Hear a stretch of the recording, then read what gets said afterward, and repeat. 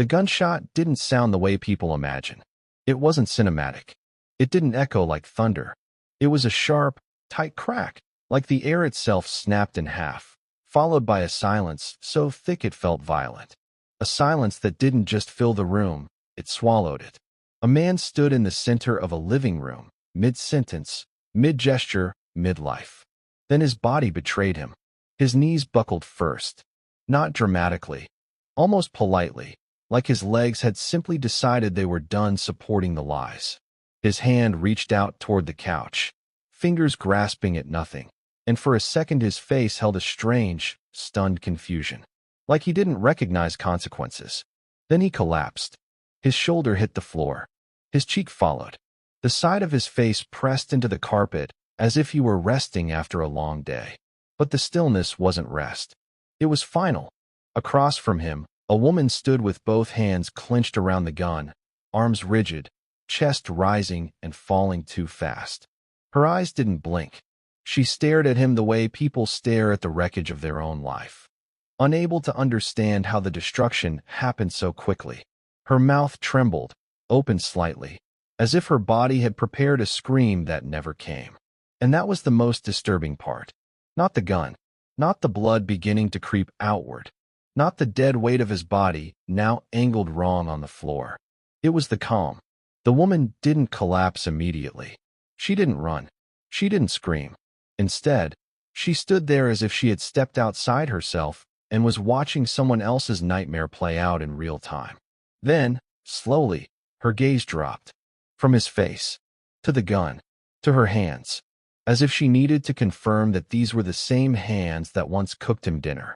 The same hands that once held his in prayer or comfort. The same hands that once tried to keep a marriage together. Her fingers loosened. The weapon slipped free and hit the floor with a metallic clatter that sounded louder than the shot itself. It bounced once, rolled slightly, like it was trying to crawl away from what it had done. She sank onto the couch, knees giving out, elbows on her thighs, hands covering her mouth. Her breath came out in broken pieces, small, sharp inhales like she'd been drowning. But she didn't look away. She couldn't, because on the floor in front of her was the man she married. The man she trusted. The man she built her future around. And now he was just a body. Outside, life kept moving.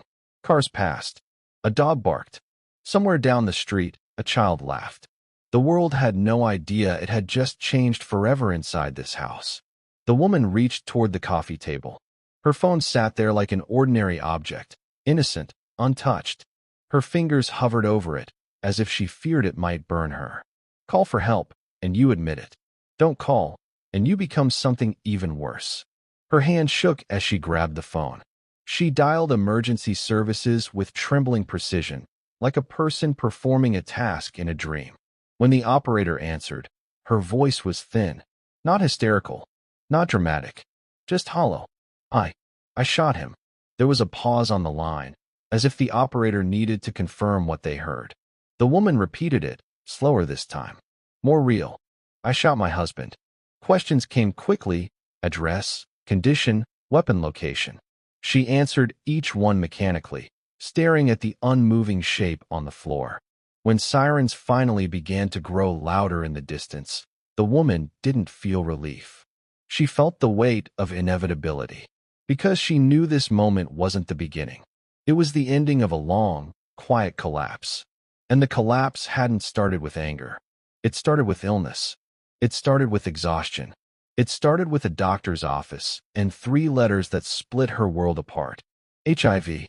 At first, she didn't even hear it correctly. The doctor's voice seemed distant, muffled, as if spoken underwater. She watched the doctor's lips move and waited for something sensible to come out.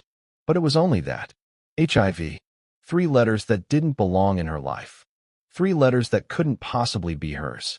The woman in that chair, the one who lived carefully, who helped others, who believed in honesty and loyalty. She wasn't the kind of person that happened to. That's what she told herself. Because when people hear those letters, they instinctively search for a reason that makes them feel safe. A moral explanation. A cautionary tale. But her life didn't fit the story people wanted. She hadn't cheated. She hadn't lived recklessly. She hadn't played with danger. She had been faithful, devoted, the kind of wife who believed loyalty was armor, the kind of woman who thought trust protected you. So the first reaction wasn't rage. It was denial, a false positive, a lab mistake, a mix-up of charts. She took another test, then another, and another. Different clinics. Same conclusion. Positive. That's when the denial fell apart. Not in one dramatic moment, but slowly, like a rope fraying thread by thread. Because if she was faithful, then the virus didn't enter her body through her choices. It entered through someone else's. And there was only one person close enough to do that. Only one person who could bring home a disease like a secret. Her husband. That thought felt almost evil to think. So she didn't say it out loud at first. She tried to bury it beneath marriage vows and memories. She tried to tell herself there were medical explanations she didn't understand. But the truth kept circling back, sharper each time. If not her, then him. And if him, then what else? A diagnosis like that doesn't just change your body. It changes the meaning of your past. Every kiss becomes questionable. Every late night becomes suspicious. Every moment of distance becomes evidence. She tried to hold her marriage together in her mind the way people hold fragile glass. Careful, desperate, praying it doesn't shatter. But the cracks were already there. And when the sirens finally stopped outside her home, when police stepped into her living room and saw the blood, the gun, the body, the woman realized something terrifying. The medical test didn't just expose her husband. It exposed her life. And whatever she had thought love wasn't real. Because love doesn't do this. Trust doesn't end in a gunshot. And loyalty isn't supposed to leave you infected and alone. The officers called her name. She didn't react at first. Then she looked at his body again, eyes scanning him like she was memorizing the last page of a book that had ruined her life. And in her mind, one question repeated like a curse. How long had he been lying to me? Because if she could answer that, then maybe she could locate the exact moment her future was stolen. And maybe, just maybe, she could understand how a faithful wife became the woman who pulled the trigger. But the truth was waiting behind that question. And the truth was uglier than betrayal. It was identity. It was power. It was a secret life hidden in plain sight.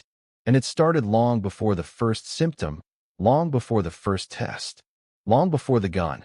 The public wanted a simple story. A wife snapped. A jealous rage. A crime of passion.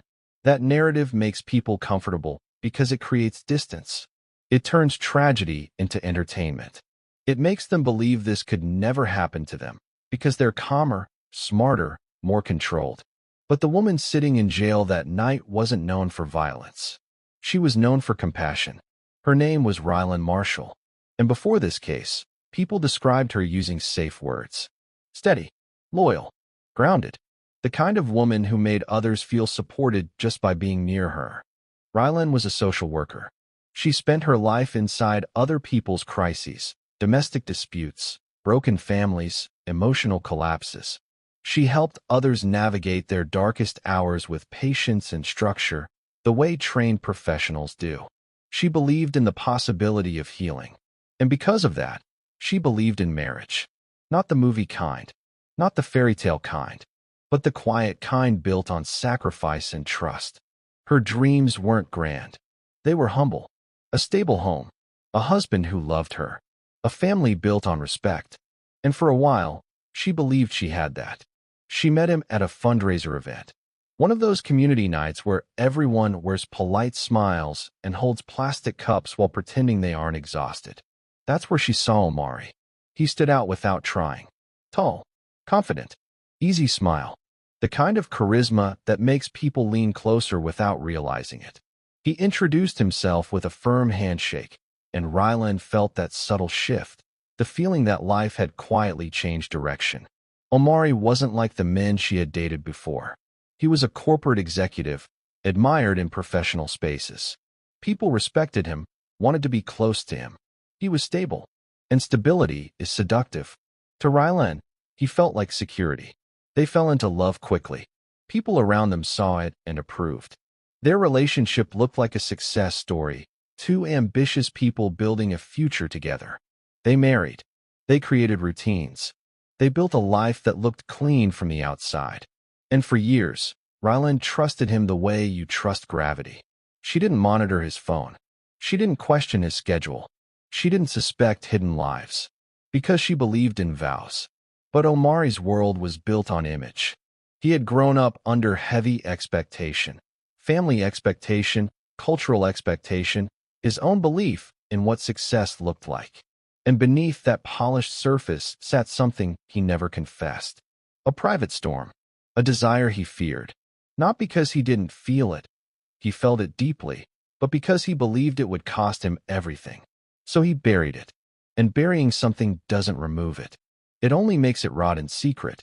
At first, Omari convinced himself marriage would silence it. That love would fix him. That stability would erase hunger. For a while, it seemed to work. They looked happy. Their home looked safe. Until a new influence entered Omari's life. His boss, Cameron Lattimore. Cameron wasn't just a supervisor. He was power, wealth, connections, influence. The kind of man who could elevate careers with a nod or destroy them with a whisper. And Cameron had a reputation. Charming when he wanted to be. Ruthless when he needed to be. A man who read people the way predators read fear. Omari admired him at first, then feared him. Then, without warning, began craving his attention. Cameron blurred lines deliberately. Compliments that lingered too long. Touches that seemed accidental but weren't. Proximity used like pressure. At first Omari told himself it was nothing. But his body reacted before his mind caught up. A rush.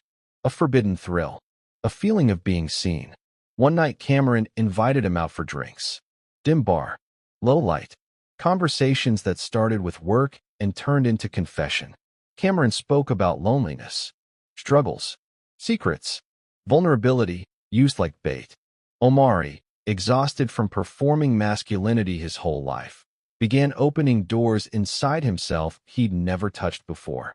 And when Cameron leaned close and said, "You don't have to hide with me," Omari felt something crack. That sentence wasn't seduction. It was permission. And that was the beginning of the double life. At home, Omari remained the husband. At work, he became something else entirely. Their encounters multiplied. Lunch breaks, late-night meetings, excuses stacked like bricks. Omari convinced himself he could keep it separate. That Railen didn't need to know. That what she didn't know couldn't hurt her. But the body always detects distance. Railen felt him slipping away long before she found proof. He became cold, distracted, less affectionate, more secretive. She blamed his career. She told herself stress changes people. She became more understanding, more patient, more silent, because that's what loyal women do. They adapt to neglect and call it love. Until her body started breaking. Until the medical test forced the question she tried to avoid. Because HIV isn't just a diagnosis.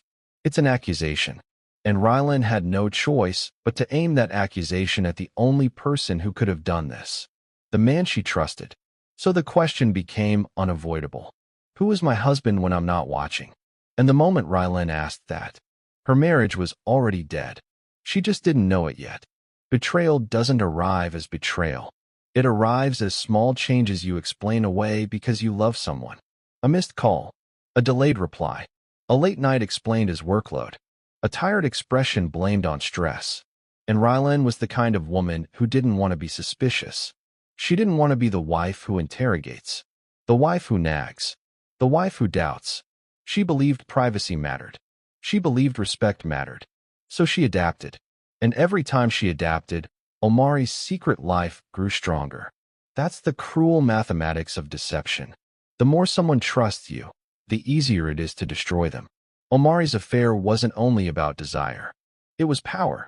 Cameron didn't just sleep with him. Cameron owned him in ways Omari didn't fully admit. Cameron was influence. Cameron was career. Cameron was status. Omari's loyalty to Cameron had consequences. The more he surrendered, the deeper the trap became. Because Cameron wasn't just giving pleasure. He was offering protection. And Omari wanted protection more than honesty. So he lied. And he didn't lie sloppily. He lied strategically. The way corporate men do, clean, controlled, never leaving fingerprints. Railen sensed distance but didn't confront it. Instead, she filled the gap with more commitment, more support, more patience. She buried herself in work, in helping other families survive chaos, trying to ignore the slow coldness growing in her own home. Then her body began warning her. It started with exhaustion that felt too heavy for normal life. At first, she blamed her job, long hours, emotional strain, but the fatigue grew deeper. Headaches that refused to lift, joint pain, appetite loss, sleep that didn't restore her. She tried remedies, tea, baths, morning walks. Nothing helped. One morning she looked in the mirror and didn't recognize her face. Pale skin, dull eyes, a body being drained. That's when fear entered. Not dramatic fear, quiet fear, the kind that settles in your stomach and stays there. So Railen finally went to the doctor expecting reassurance. Maybe anemia, maybe burnout. The doctor took blood calmly, asked routine questions, promised results. When the call came asking her to return, Railen felt dread without understanding why. Sitting in that sterile room, she watched the doctor's expression change. Then came the sentence that destroyed her reality. Railen, you've tested positive for HIV. Time didn't stop, but it felt like her life did. Her mind raced through every possible explanation, desperate to find a loophole. She hadn't cheated. She hadn't risked exposure. She had been faithful. So she did what people do when a truth is too horrible to hold. She searched for a mistake. She took another test. Then another. Different clinics. Same answer. Positive. At that point, denial became impossible. The diagnosis planted a new thought inside her, one that grew like poison. If not me, then him. But that thought carried terror, because it meant her husband didn't just betray her. He altered her body. He changed her future. From that moment forward, her life would be medication schedules, doctor visits, and the permanent psychological scar of knowing her own trust infected her. And the deeper horror wasn't only that Omari had cheated. It was that he had kept the truth hidden. Because when Railen lay awake at night and stared at his sleeping face, she realized something chilling. If he could hide this, then he could hide anything. The need for answers became physical. She didn't want to invade his privacy, but she needed to survive. One night, Omari came home late, again. Suit wrinkled, eyes tired, voice empty. He muttered good night and fell asleep quickly, face turned away from her like he didn't want intimacy anymore. Railen lay awake, heart pounding. His phone sat on the nightstand. She stared at it like it was a locked door. She knew touching it meant crossing a moral line she had always respected, but she also knew she was running out of places to hide from truth. With shaking hands, she reached over. She unlocked it using his thumb, pressing it gently to the screen while he slept. It felt like betrayal, but not the first betrayal, just the first one she committed for her own sanity. She opened WhatsApp, scrolled past familiar names. Then she saw a contact saved as Sugar. Her breath stopped. She tapped it. The profile photo loaded, and the face staring back at her was unmistakable. Cameron Lattimore, her husband's boss. Raylan's stomach dropped like a trapdoor opened. She scrolled, and with every message, her world darkened. Explicit texts, flirtation, intimate promises, photos and videos that left no room for denial. One message burned itself into her mind. I can't wait to be in you. Raylan's hands went numb, and then another line followed. Almost playful, almost cruel. You might be my boss at the office, but I'm the boss after hours. She couldn't breathe, not because of shock alone, but because of the realization that hit her like a physical blow. This wasn't a mistake. This was a lifestyle, a hidden life, and her marriage was the disguise. She saved everything, screenshots, evidence, hands shaking violently. Then she deleted the media from his phone so he wouldn't know she'd seen it. She placed the phone back and lay beside him in the darkness, listening to his calm, steady breathing, realizing she was sleeping next to a stranger. And as the sun rose, one thought kept repeating, darker each time. If he could lie this easily, what else has he lied about? Because the affair explained betrayal, but it didn't explain the cruelty. It didn't explain why he let her get sick. It didn't explain why he brought a disease home and said nothing. That answer was still waiting. And when Railen finally uncovered it, it would be the moment she stopped being a wife and became something else. After that night, Railen didn't sleep like a normal person anymore. She slept like someone who had discovered a trapdoor beneath her marriage and could now feel it opening every time she closed her eyes. The room didn't feel like home. The bed didn't feel like safety. Even the air felt contaminated, like the truth had released something invisible that would never fully leave. Omari woke up the next morning and moved around the house like nothing had happened. That's what hurt first. Not the affair. Not even the disease. It was the casualness of it. The way he poured coffee, checked his phone, kissed her cheek with practiced precision, like he had no idea she was holding a bomb behind her ribs. Railen watched him the way you watch a stranger pretending to be someone you love. Every movement felt staged. Every word sounded rehearsed.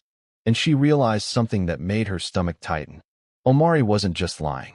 He was comfortable lying. And comfort means practice. She didn't confront him immediately. Not because she was weak. Because she was thinking like a social worker. Like someone trained to observe patterns, identify motives, and protect herself.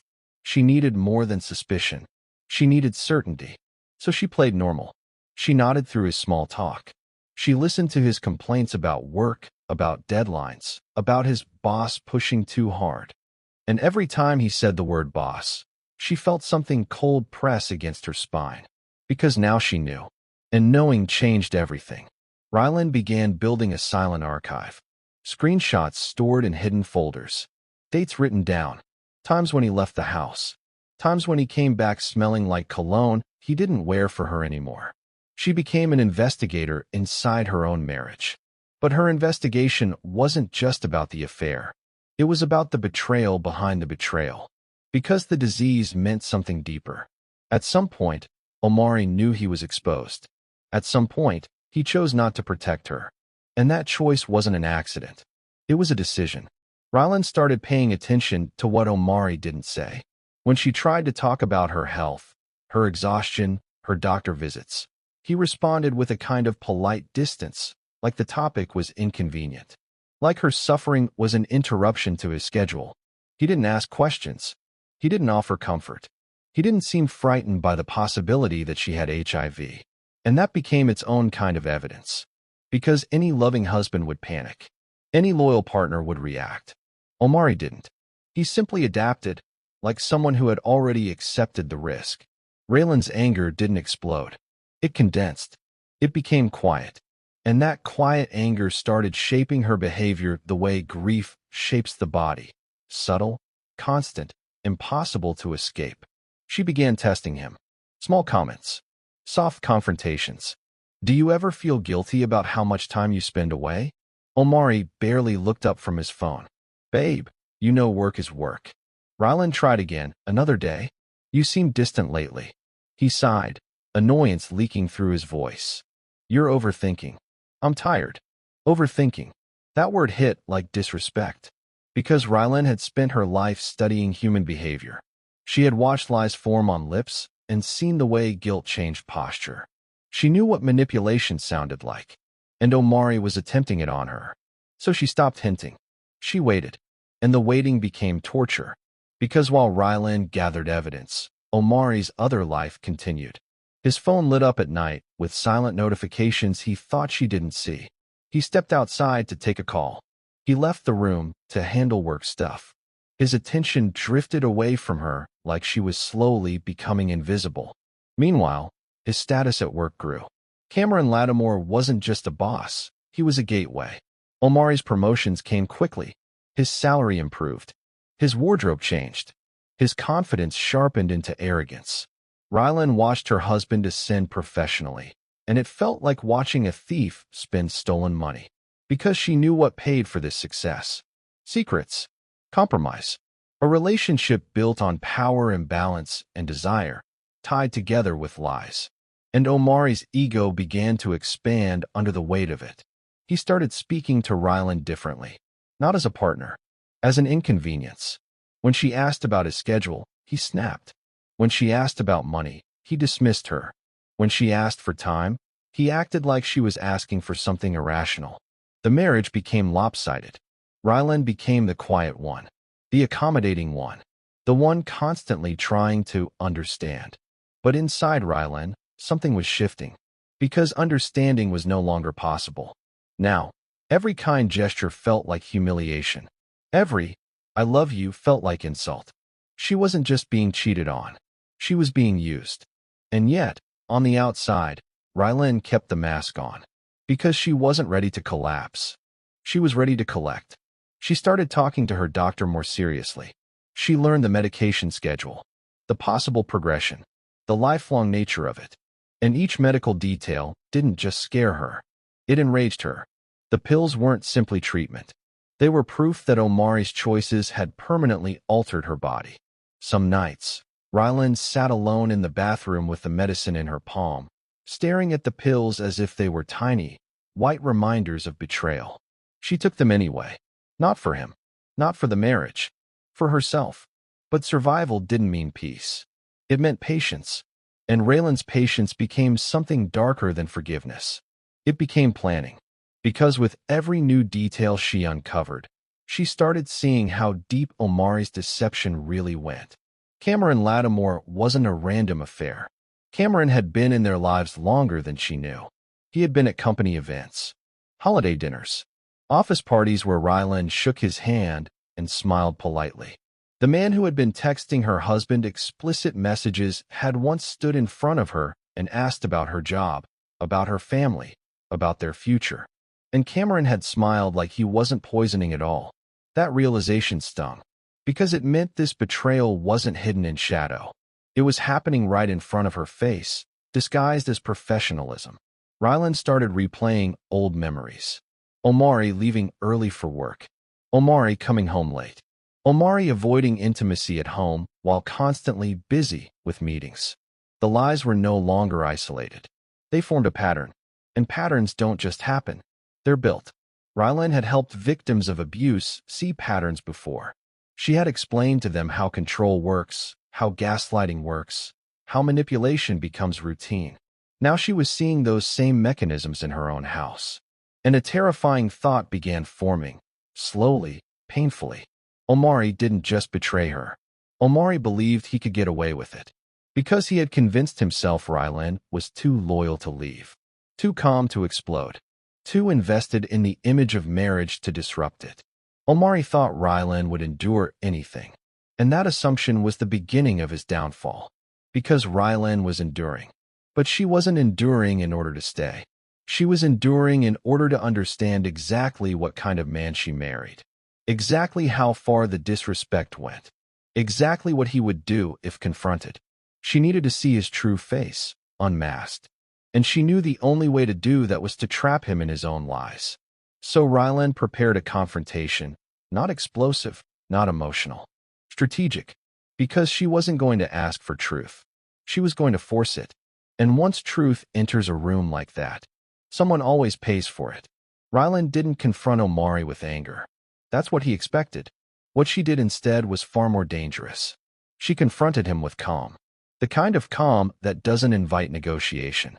The kind of calm that makes the other person feel the floor moving beneath them.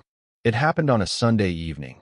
Quiet, ordinary. The kind of time couples used to reset before a work week. Omari sat on the couch scrolling through his phone. The TV was on, but neither of them was watching it. Railen stood in the doorway for a moment, observing him like she was trying to memorize a specimen. Then she spoke. Omari, I tested positive for HIV. The words didn't shake when she said them. She watched his face carefully. This was the moment. If Omari was innocent, if Omari was shocked, if Omari was truly her husband, he would react with terror. He didn't. His thumb paused on the screen. His eyes lifted slowly. His expression tightened, not with fear, not with sadness, but with calculation. Where did that come from? He asked. Not are you okay? Not how. Not what do we do. Just, where did that come from? Raylan's stomach clenched. She felt it like physical confirmation. She answered quietly. It's not a mistake. I've retested multiple times. Omari stood up too quickly. He walked away toward the kitchen, back turned, as if he needed distance to think. Then he laughed, small, sharp, wrong. Railen, you know those tests aren't always accurate. There it was. Deflection. Minimization. Gaslighting. Railen leaned against the doorway, still calm. I've taken several tests. It's accurate. Omari's jaw flexed. For a moment, he looked like a man cornered, not by evidence, but by the fact that his wife was refusing to play her old role. Then he tried the oldest trick. He turned it back on her. So what are you saying? He asked, voice harder now. That I gave you HIV? Railen stared at him for a long moment. Then she said something that shifted the air in the room. I'm saying I was faithful. Silence. The kind of silence that exposes guilt like light exposes dust. Omari blinked slowly, as if weighing his next move. And Railen realized in that moment. He wasn't concerned about her health. He was concerned about being caught. That's what made her chest burn. Because it meant Omari didn't see HIV as a tragedy. He saw it as a threat to his image. Omari's voice rose. You're accusing me of something insane. You're being dramatic. Raylan's calm didn't change. I went through your phone. The sentence landed like a slap. Omari froze. For a heartbeat, he looked like a man who had been shot without warning. His lips parted. His eyes widened slightly. Then the anger came. Not regret. Not apology. Anger. You went through my phone, he snapped. So you're spying on me now? Railen nodded slightly. Yes. Omari's voice turned sharp, defensive. You violated my privacy. Raylan's eyes didn't blink. You violated my body. That line cut through the room like a blade. Omari stared at her, and something in him shifted. His confidence cracked. His face tightened as if he was trying to keep his real self from spilling out. Railen kept going. I saw the messages. I saw the name. I saw the photos. Omari's lips pulled back in disgust, directed not at himself, but at her. You don't understand anything, he hissed. You don't know what you're talking about. Railen asked softly, almost gently. Who is Cameron Lattimore to you? Omari's entire body stiffened. Now the pressure was real. Because Railen wasn't asking about a random affair. She was asking about power, about identity, about the part of Omari's life he had hidden even from himself. Omari shook his head, anger intensifying. This is ridiculous. He's my boss. Raylan's voice stayed even. Then why is he saved in your phone as sugar? Omari's eyes flashed. For a moment Railen saw panic. And panic in a liar is a dangerous thing, because it forces them to choose between confession and violence. Omari stepped closer, voice lowering, threatening. You need to stop this. Railen didn't move. No, she said. You need to tell me the truth. Omari's expression hardened into something colder. You want truth, he said. Fine. And then he didn't confess with shame. He confessed with cruelty. He told her it wasn't her business. That she wouldn't understand. That she was making a big deal out of nothing. He said the words that men say when they want to destroy the woman they betrayed. You weren't enough. Railen felt her throat tighten. Not because she believed him, but because she understood what he was doing. He was trying to break her so he wouldn't have to face himself. He was trying to make her feel small so he could feel large again. Raylan's voice stayed controlled. So you cheated, and you gave me HIV. Omari shook his head violently. I didn't give you anything, he snapped. You don't know where you got that from. Now he was lying again, even after being exposed, even after the evidence. And Railen understood something terrifying. Omari would never tell the full truth unless forced, because truth would cost him everything. And Omari was the kind of man who would sacrifice anyone to keep his life intact. Railen demanded answers. Had he been tested? Did he know? How long had it been happening? How many times had he come home to her after being with Cameron? Omari answered with partial lies and selective truth, enough to keep her from leaving immediately, enough to confuse her, enough to blur responsibility. And then he switched tactics. He threatened her.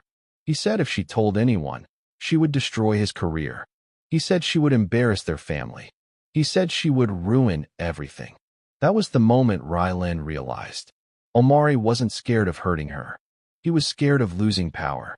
Railen left the room shaking, not with fear, but with rage that had nowhere safe to go. And after that confrontation, the marriage wasn't just broken. It became dangerous. Because now Omari knew she knew.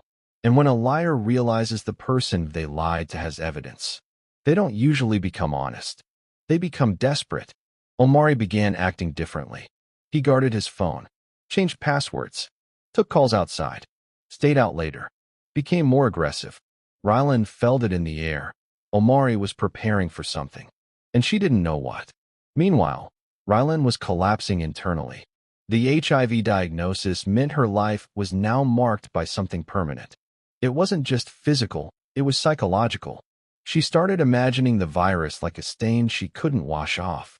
And every time she looked at Omari, she saw the person who did it to her. Not by accident, by choice. She began confiding in close friends, carefully. She sought therapy. She researched legal options. Divorce, medical liability, protection orders. But her decisions didn't relieve the pressure. They increased it. Because every step Railen took toward freedom threatened Omari's control. And people like Omari don't release control peacefully. Then another detail surfaced, something Railen hadn't considered at first. Cameron wasn't just involved with Omari. Cameron had a pattern. There were rumors at the company, whispers of other men, other affairs, other secrets. That meant Railen's situation wasn't isolated. It was part of a larger machine of deception. And now Railen wasn't just confronting her husband. She was confronting a network of power that could crush her if she stepped wrong. Railen started receiving subtle warnings. Mutual friends suddenly stopped answering calls. People she trusted became distant. It was as if the world around her had been quietly instructed to look away. And that's when Railen understood. Omari wasn't the only threat. Because Cameron had influence. And influence can bury people without leaving bruises. The pressure became unbearable. Railen began experiencing paranoia. Not irrational paranoia, but the kind that comes when you realize the people hurting you have resources. She checked her car before driving. She watched for unfamiliar vehicles near her home. She kept her doors locked. And through all of this, Omari walked around like the victim. Like her pain was the problem. Like the disease inside her body was an inconvenience to his life. That's what pushed Railen toward the edge. Not the cheating. Not even the illness. The lack of remorse. Because remorse is what keeps betrayal from becoming war. And Omari had none. By the time the next confrontation came, Railen wasn't looking for comfort anymore. She was looking for truth. And Omari, cornered, pressured, and desperate, was about to show her exactly what his truth looked like when the mask fell off completely. The home stopped feeling like a home. It became a battlefield with no visible weapons, just silence, tension, and the quiet sense that something was going to happen. Railen began keeping distance from Omari, not in a dramatic way, but in a survival way. She stopped sharing details of her day, stopped asking about his, stopped pretending they were partners. She slept lighter, listened for footsteps, paid attention to the tone of his voice when he spoke to her. And Omari noticed. Of course he noticed. Because he was losing something he had relied on for years. Her stability. Her willingness to make things smooth. Her instinct to protect the marriage even at her own expense. Now Railen was different. Now she watched him. And being watched is unbearable for someone who survives on secrecy. Omari tried to regain control by becoming kinder. Suddenly, he brought her small gifts, flowers, food she liked, apologetic gestures without actual apology. He offered false softness like a bandage over a wound he refused to clean. But Railen didn't respond. She didn't cry. She didn't melt. She didn't forgive. She simply looked at him with eyes that seemed to say, "I know who you are now." That look irritated Omari more than any argument ever could, because it made him feel exposed. And exposure creates panic. Omari began accusing Railen of trying to destroy him. He claimed she was turning into someone bitter. He said she was obsessing. He insisted she was going to ruin their lives over something that didn't matter. Didn't matter. Railen heard those words and felt her insides twist. Because to Omari, her diagnosis didn't matter. Her fear didn't matter. The fact that she now had a life-altering virus in her blood didn't matter. Only his reputation mattered. Only his control mattered. So Railen stopped expecting empathy. and started preparing for exit. She began quietly contacting a lawyer. She asked about divorce terms, about possible criminal accountability, about whether knowingly exposing a spouse to HIV carried legal consequences. Each question wasn't just legal. It was psychological. It was Railen trying to understand whether the system would recognize what Omari had done as harm. But systems move slow, and Raylan's emotional collapse was moving fast. At night, she lay in bed staring at the ceiling, listening to Omari's breathing, feeling disgust build like nausea. Sometimes she imagined telling him she was leaving. Sometimes she imagined turning his own lies against him. Sometimes, without warning, her mind wandered toward darker images. Images she hated herself for having. Images of Omari suffering. Because pain does something to the mind when it lasts too long without justice. It warps the definition of fairness. It turns thoughts into fantasies. And Railen began losing the ability to feel like herself. The tension peaked on the evening Omari decided to confront her again. He came home late, but instead of slipping quietly into the house like usual, he came in loud, slamming doors, throwing his keys down hard, pacing like an animal whose territory was being invaded. Railen sat at the kitchen table, calm on the surface, exhausted inside. Omari demanded, "Who have you been talking to?" Railen didn't answer immediately. Omari stepped closer. "Railen, I asked you a question." Railen looked up slowly. "I've been talking to doctors," she said. "And lawyers." The word lawyers made Omari's face change instantly. Fear beneath anger, panic beneath pride. He leaned forward. "You're trying to take me down," he said through clenched teeth. Raylan's voice stayed low. "No," she said. "You took me down. I'm just trying to survive what you did." Omari snapped. He accused her of being unstable. He said she was going to embarrass them. He said she was going to ruin his career for nothing. Railen stood up slowly. "This isn't nothing," she said. Omari's eyes narrowed, and his voice dipped into something more dangerous. "You think you can destroy me?" he said. "You think anyone's going to believe you over me?" That question carried a deeper threat, because it implied something Railen had feared but hadn't said aloud yet. Omari believed he could rewrite the narrative. He believed he could make her look crazy. He believed he could bury her. Railen felt ice crawl across her skin. This wasn't just a marriage breakdown. It was power. And now Omari was using intimidation like a tool. Railen demanded again. "Did you know you had HIV?" Omari's jaw clenched. He didn't answer. Railen pushed. "Did Cameron know?" Omari's eyes flashed. "You don't get to say his name," he snapped. That line told Railen everything. Because his rage wasn't about being accused. It was about being exposed. Railen realized Omari's loyalty to Cameron wasn't romantic. It was transactional. It was dependence. Cameron wasn't just sleeping with him. Cameron owned parts of him. And Omari would defend that relationship even at Raylan's expense. The fracture widened. Railen said the sentence Omari feared the most. "I'm leaving." Omari froze. Then he laughed, cold and disbelieving. "You're not leaving," he said. "You won't." Railen stared at him. Omari stepped closer, voice lower. "You don't have anywhere to go," he said. "And even if you did, you think anyone wants a woman with HIV?" That's when the room changed. Because cruelty like that doesn't just wound. It reveals. It reveals the absence of love. The absence of conscience. Railen felt something inside her crack. Not loudly, not dramatically, but like bone. For a moment she couldn't speak. Then she whispered, "Why would you say that to me?" Omari shrugged, as if it was obvious. "Because it's true." That was the moment Railen stopped seeing Omari as her husband, and started seeing him as a threat. A threat to her mind. A threat to her dignity. A threat to her future. The argument escalated. Omari's voice rose. Raylan's voice stayed quiet, which made Omari angrier, because her calmness meant she wasn't afraid of him anymore. He demanded she stop pursuing legal action.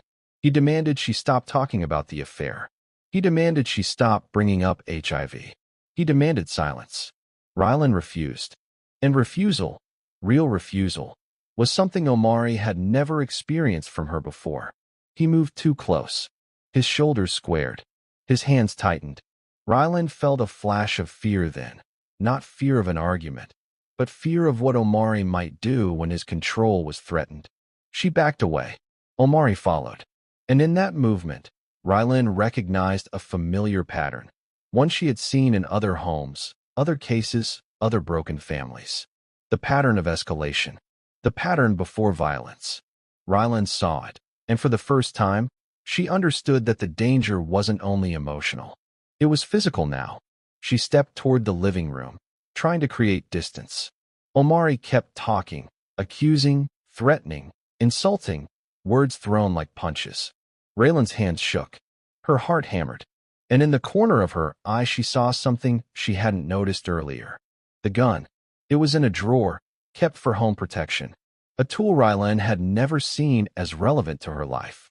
But now, it looked like the only object in the house that could end the chaos. Raylan's mind didn't move like a movie. It moved like survival. Fast, fragmented, brutal. She heard Omari's words. Nobody will believe you. You'll ruin everything. You're nothing without me. Nobody wants you. And suddenly, it wasn't just about betrayal anymore. It was about annihilation. Omari was trying to erase her identity, her worth, her humanity. And Railen, worn down by illness, betrayal, gaslighting, fear, felt the last thread of her restraint snapping. Her hand moved toward the drawer, and as soon as her fingers touched the cold metal, a new thought surfaced, terrifyingly clear.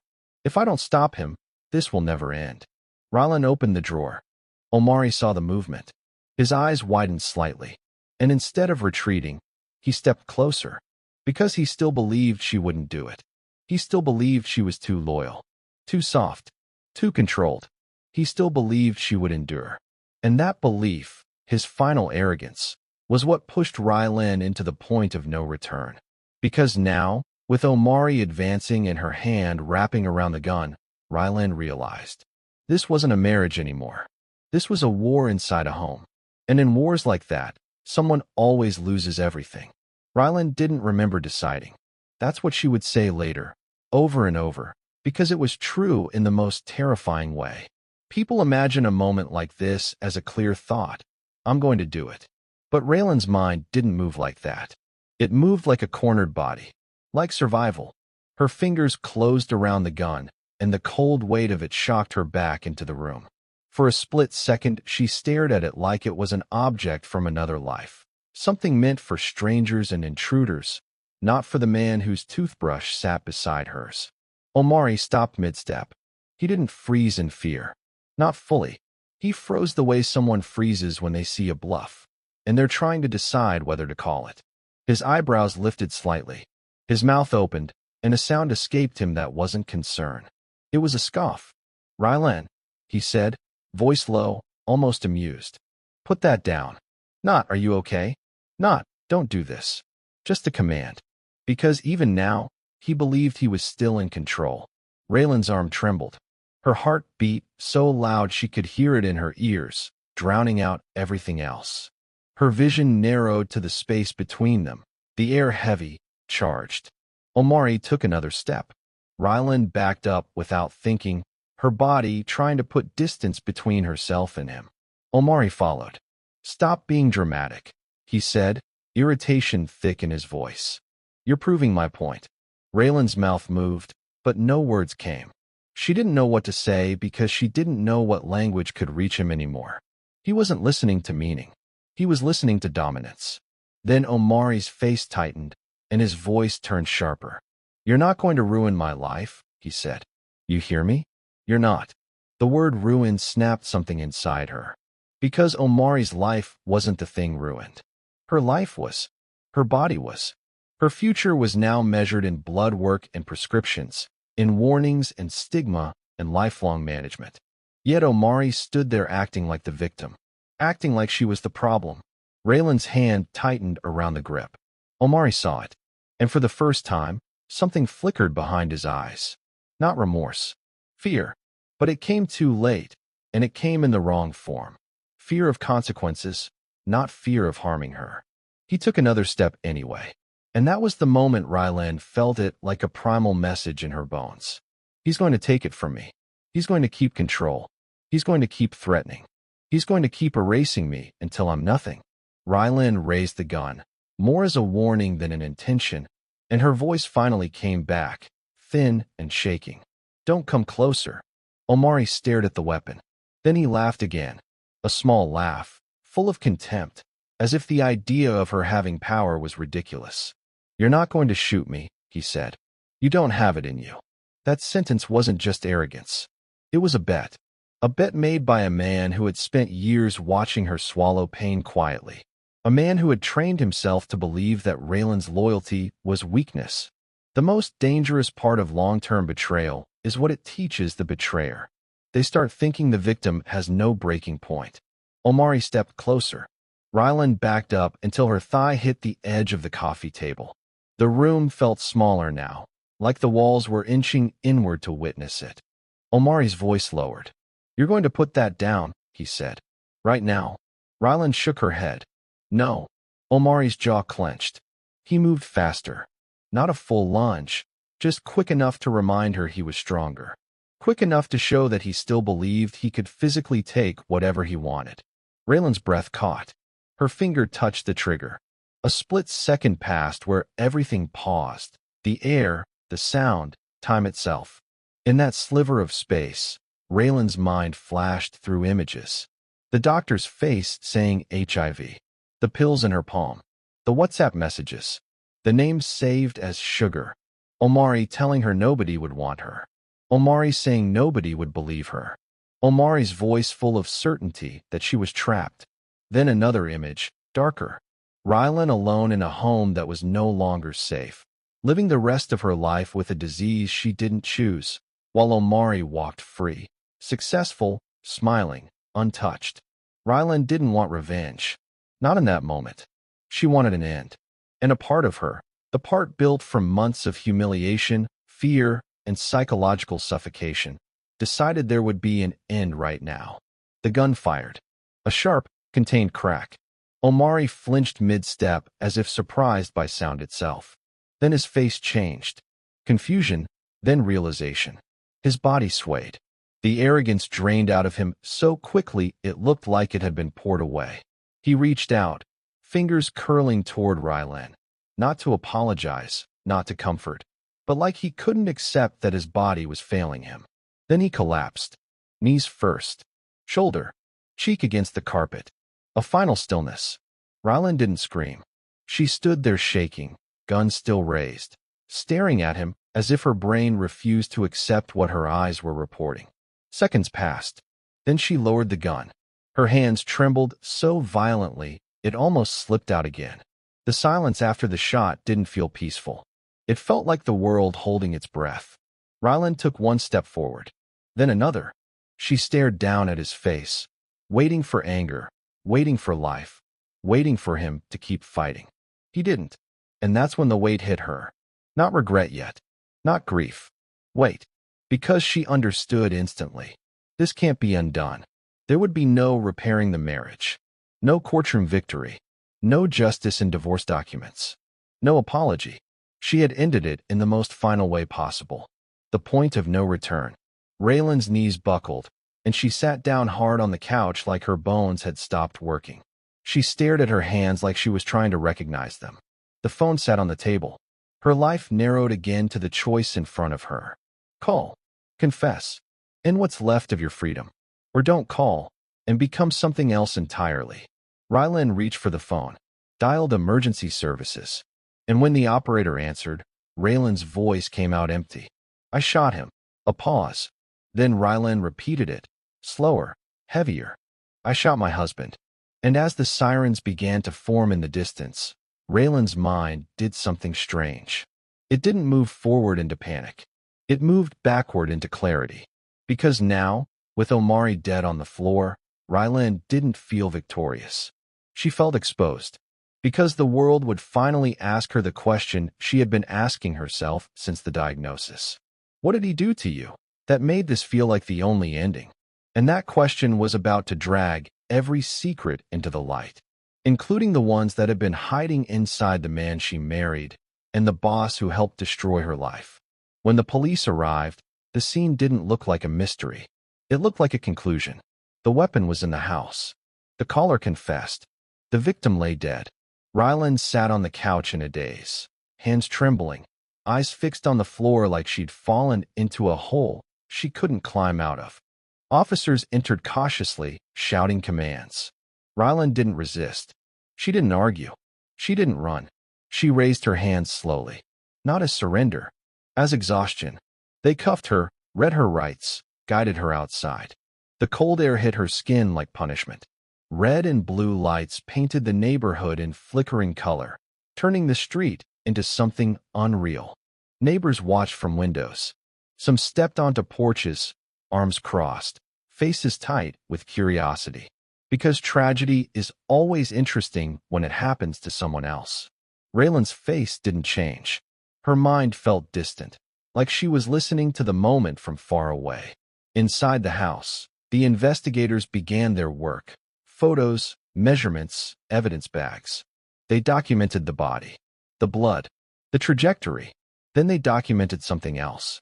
The phone, messages, screenshots, the silent archive Railen had built. And as detectives pulled that thread, the case expanded beyond a simple domestic homicide. Because once investigators see the word HIV in the context of betrayal, they don't just ask what happened. They ask why. They dug into Raylen's medical situation. They learned she had tested positive. They asked how long she had known. Then they asked the next question. Had Omari known? And that question was where the story stopped being a private tragedy and became something darker.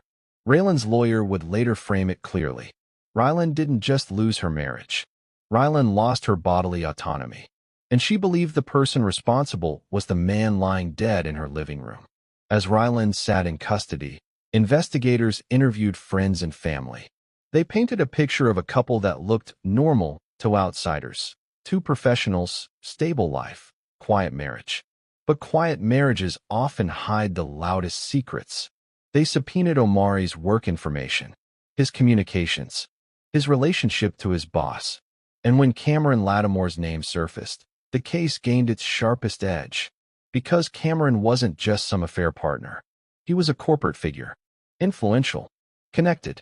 Someone who didn't expect his private life to ever appear in a police file. Detectives searched for corroboration, travel records, messages, evidence of the relationship. And the more they found, the uglier it became. Because the affair wasn't vague. It wasn't implied. It was explicit. It was documented. And it wasn't short-term. It had been woven into Omari's life like a second bloodstream. Meanwhile, the public narrative began mutating in real time. At first, the headlines were simple. Wife shoots husband. Then, as the HIV diagnosis and affair surfaced, the story evolved into something people couldn't stop reading. Husband betrayed wife with boss. Wife snapped after medical test. And once the public heard HIV, the judgments became vicious. Some people blamed Railen immediately. She's crazy. She's a murderer. She had no right. Others felt something closer to fear. Because Raylen's story hit a nerve. It forced people to imagine betrayal not as heartbreak, but as contamination. It forced people to imagine loyalty punished in the most permanent way. And it forced them to confront a question nobody likes asking. What would I do if someone I loved changed my body forever without my consent? Raylen's fall wasn't only legal. It was psychological. In the interrogation room, she repeated the same core truth. She discovered the affair. She discovered her diagnosis. She confronted Omari, and she felt trapped, threatened, erased. She didn't paint herself as a hero.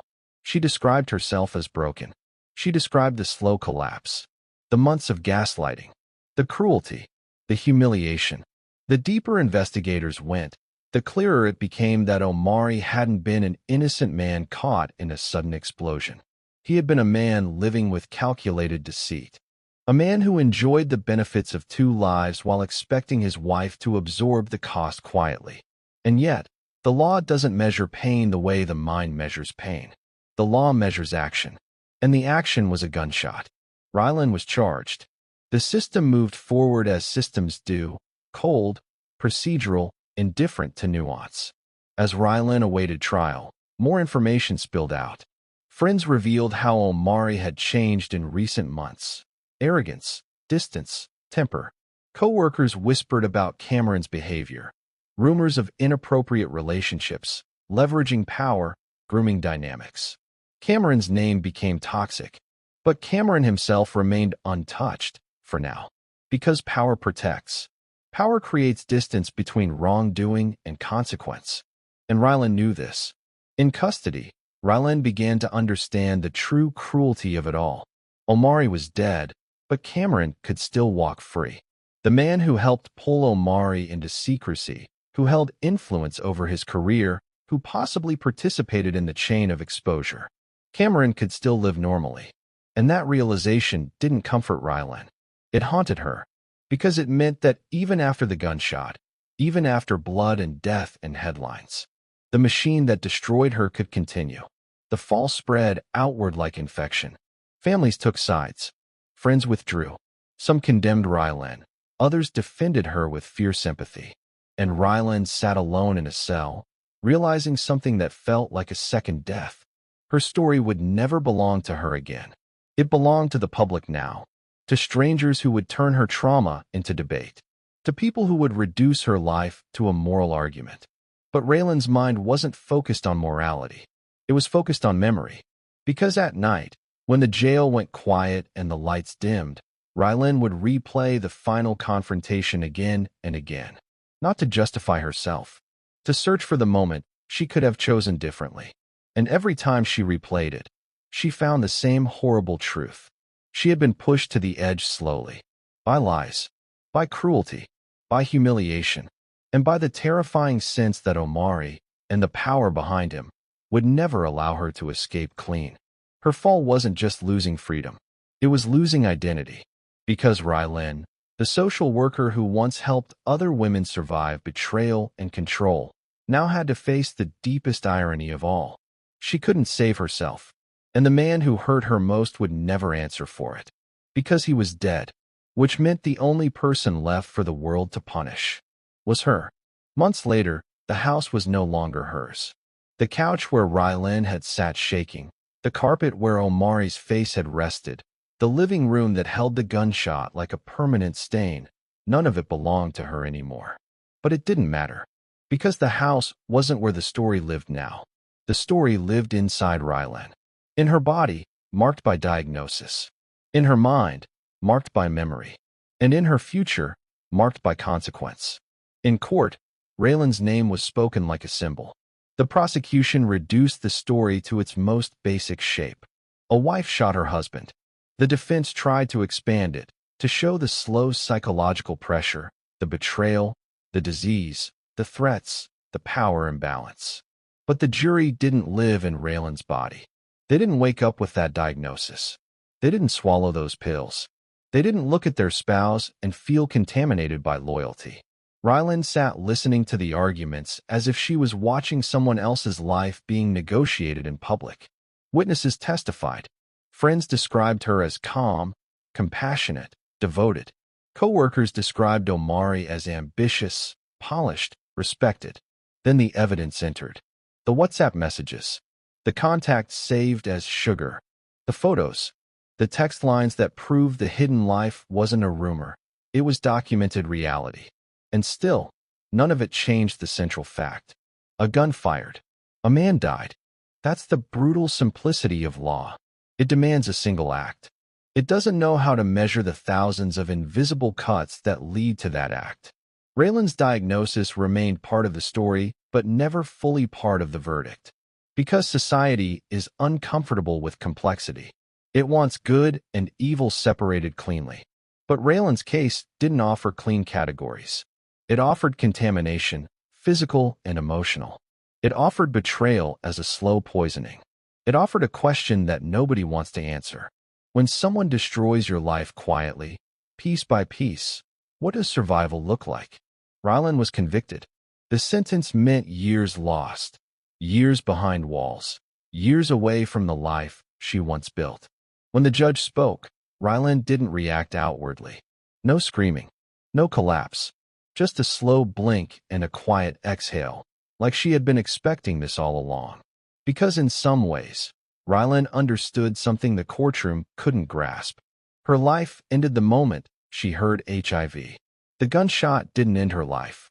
It only ended Omari's. Raylan's life had already been replaced by a different existence, one built on medical monitoring, stigma, and psychological residue. Even if she had never pulled the trigger, she would never be the same woman again. That's the true echo of betrayal. It outlives the event. It outlives the marriage. It outlives the body. Years later, people would still argue about her. They would write about her like a cautionary tale. Some called her a monster. Some called her a victim. Some called her both. But Railen didn't live as a headline. She lived as a human being trapped inside a body that now carried permanent evidence of someone else's choices. And inside prison, Raylan's mind became its own courtroom. That's where the real sentence was served. Because guilt doesn't arrive cleanly. It arrives in waves. There were nights she woke up sweating, hearing the crack of the gunshot again. There were mornings she stared at her hands, hands that once healed others, and wondered how they became the hands that killed. There were moments she remembered Omari laughing, telling her she wouldn't do it. And that memory didn't feel like triumph. It felt like tragedy, because it meant the man who betrayed her never believed her pain could become lethal. He thought her love would protect him. He thought her loyalty would absorb everything, even the virus, even the humiliation, even the cruelty. And that belief, his assumption that Railen would endure forever, was the final betrayal. Raylan's story didn't end with a neat moral. It didn't end with closure, because real life rarely offers clean endings. Omari's family mourned him as a victim. Raylan's family mourned her as if she had died while still alive. Cameron Lattimore's name faded from headlines faster than Raylan's did, shielded by the nature of power and distance. And that detail haunted people who truly understood the story, because it meant the shadow remained.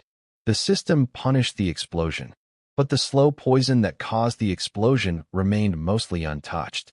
Raylan's health became a lifelong negotiation. Treatment schedules, monitoring, the constant awareness that her body carried an uninvited passenger. And maybe the cruelest part was this. Even in prison, even in punishment, Railen still had to manage the virus. Even while the world condemned her, she still had to wake up and swallow pills that reminded her why she broke. That's what trauma does. It forces you to relive the injury daily. When Railen looked back on her marriage, the memories didn't play like a love story anymore. They played like an investigation. She began questioning every moment, every smile, every embrace, every time Omari came home late and kissed her forehead. Was he thinking of Cameron? Was he thinking of his secret life? Was he already infected? Did he already know? And if he knew, what does it mean to lay beside someone and say you love them while silently endangering their body? That question became Raylan's true prison. Not the walls, not the sentence, the question, because it held the darkest realization of all. Omari didn't just cheat. He gambled with her life. And when confronted, he didn't beg forgiveness. He tried to erase her worth. He tried to trap her. He tried to convince her she had no future beyond him. That's what betrayal becomes at its worst. Not a mistake, not a slip, a calculated act of control. And Railen, who had spent her life helping others escape control, learned the most brutal lesson too late. Sometimes, control doesn't break until it breaks violently. The story ends where it began, with a living room, a gunshot, and silence. But the real ending isn't the moment Omari fell. The real ending is what Railen carried afterward. Because long after the sirens stopped, long after the trial ended, long after the house changed owners, Railen remained trapped inside the same haunting truth. The medical test exposed everything. Not just the affair, not just the betrayal. It exposed the fragile illusion that love always protects you. And it left behind one final question that never stops echoing, one that lingers long after the video ends. If someone you trusted with your body poisons your life in secret, how do you stop yourself from becoming poisoned too?